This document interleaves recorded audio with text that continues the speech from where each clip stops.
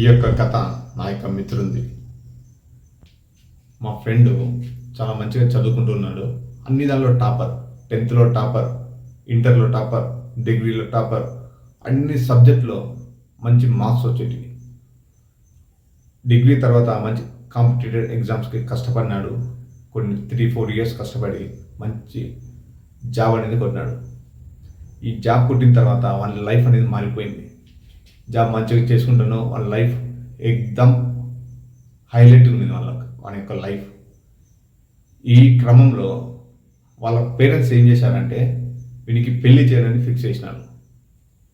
వాడు నాకు ఇప్పుడే పెళ్ళి వద్దు, నేను గ్రూప్ 1 జాబ్ కొట్టాలని చెప్పేసి ఎంత రిక్వెస్ట్ చేసుకున్నా కూడా వాళ్ళ పేరెంట్స్ వినకుండా ఖచ్చితంగా పెళ్లి చేయాలనేసి ఒక పెళ్లి చూపులు అనేది అరేంజ్ చేశారు. తర్వాత ఫిక్స్ చేసినారు. మండే రోజు ఆ యొక్క పెళ్లి చూపులకి మనల్ని పిలుచుకుని వెళ్ళారు.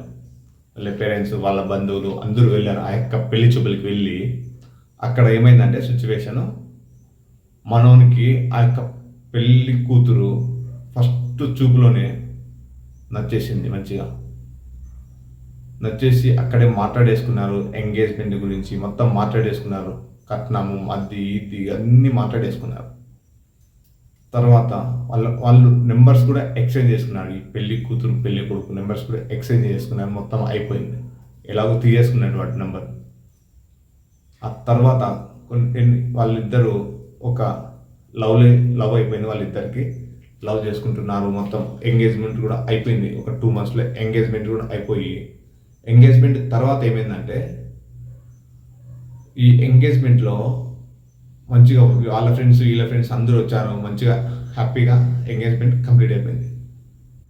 కొన్ని రోజుల తర్వాత ఈ యొక్క పెళ్లి కొడుకు ఉంటాడు కదా మనోడు, మన హీరో, ఈ యొక్క పేరెంట్స్ ఏం చేసినారంటే ఈ యొక్క పెళ్లి కూతురు ఆ యొక్క అమ్మాయి తల్లిదండ్రులని మాకు ఇంకా 10 lakhs ఎక్కువ కట్నం కావాలనేసి డిమాండ్ చేసినారు.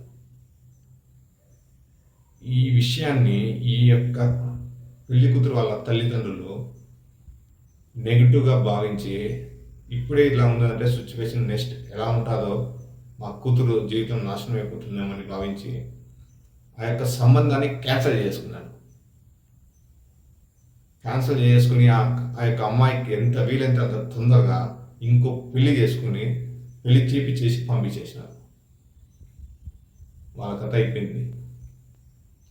కానీ మనోడి పరిస్థితి ఏంటంటే వాళ్ళ పేరెంట్స్ పట్ల ద్వేషం అనేది పెంచుకొని, మీ యొక్క కొడుకు జీవితం కంటే మీకు డబ్బులే ఎక్కువ అనేసి ద్వేషం పెంచుకుంటా వాళ్ళతో మాట్లాడమే ఆపేసినాడు. వాళ్ళ ఇంట్లో తినడమే ఆపేసినాడు. వానికి వచ్చి జీతం అంతా ఆల్కహాల్కి ఎడిక్షన్ అయిపోయినాడు. ఎన్నిసార్లు వాళ్ళ పేరెంట్స్ కానీ వాళ్ళ యొక్క బావ కానీ కౌన్సిలింగ్ చేయించినా మారలేదు. ఆ యొక్క ఎడిక్షన్కి అలవాటు పడిపోయినాడు, బాధపడుకుంటూ. మిత్రమా, దీనిలో ఎవరిది తప్పు? పేరెంట్స్ దా, కుర్రోందా? కింద కామెంట్లో పెట్టండి మిత్రమా. Thank you so much for watching this video. Myself, Wadla Reddy Manikant. I am certified motivational speaker and life coach. Jai Hind.